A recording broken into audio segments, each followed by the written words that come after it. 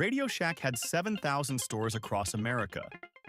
There was one within a 5-minute drive of 94% of the American population. If you needed a battery, a cable, a remote control, or an electronic component, RadioShack was the answer. For 6 decades, it was the most convenient electronics store in the world. Then it filed for bankruptcy. Twice. This is the story of how a brand that was everywhere became nothing. RadioShack was founded in 1921 in Boston by two brothers, Theodore and Milton Deutschman. They started by selling amateur radio equipment, the cutting-edge consumer electronics of the 1920s. The name RadioShack referred to the small wooden structures that naval ships used to house radio equipment. For decades, RadioShack served ham radio enthusiasts, hobbyists, and electronics experimenters. The company changed ownership several times before Charles Tandy acquired it in 1963. Tandy was a leather goods businessman who knew nothing about electronics but everything about retail. He transformed RadioShack from a struggling specialty retailer into a national chain. Under Tandy, RadioShack expanded aggressively through the 1960s and 1970s, opening stores in strip malls and shopping centers across the country. The strategy was simple: be everywhere, sell everything related to electronics, and make it accessible to ordinary consumers. The 1970s were RadioShack's golden age.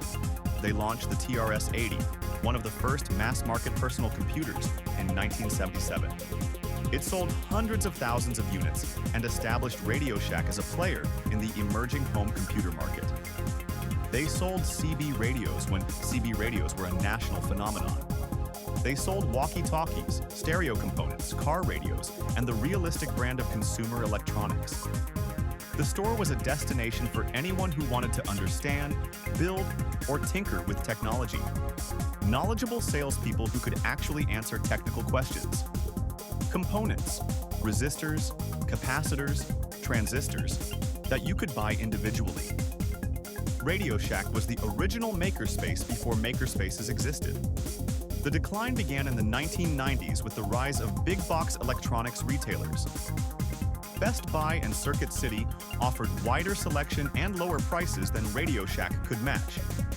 RadioShack's strength, specialized technical knowledge and components, became less relevant as consumer electronics became disposable. Why fix your stereo when you can buy a new one for less? The company responded by pivoting aggressively towards cell phone sales. By the mid-2000s, RadioShack was primarily a cell phone store that also sold cables and batteries. The pivot made short-term financial sense. Phones were profitable, but it alienated the technical enthusiast customer who had been RadioShack's most loyal audience.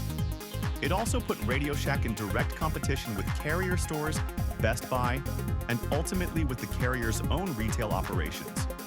In 2013, RadioShack launched a Super Bowl commercial that acknowledged its own irrelevance.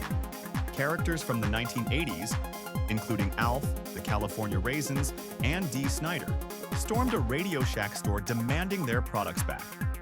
The joke was that RadioShack was stuck in the past. The commercial was clever. It generated enormous buzz. It did not solve the business problem. What came next was a series of transformation plans that could not be executed because the company did not have the financial resources to execute them. Private equity had been involved with RadioShack's parent structure for years. By 2014, the company was carrying approximately $800 million in debt. The annual interest on that debt consumed cash that should have gone to store renovation and technology investment. CEO Joseph Magnaca announced plans to transform RadioShack into a hub for makers and tech enthusiasts.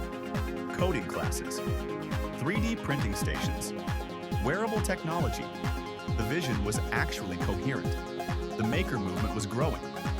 There was demand for exactly what Magnaca was describing. But the debt made execution impossible. Every dollar the company made went to the banks, not the stores. RadioShack filed for Chapter 11 bankruptcy in February 2015. They closed approximately 4,000 stores. About 1,800 locations were acquired by Sprint and converted to Sprint stores within RadioShack locations. The restructured company tried to continue operating. It failed. RadioShack filed for bankruptcy again in March 2017. This time, it was Chapter 7, complete liquidation. The remaining stores closed. Thousands of employees lost their jobs with little notice.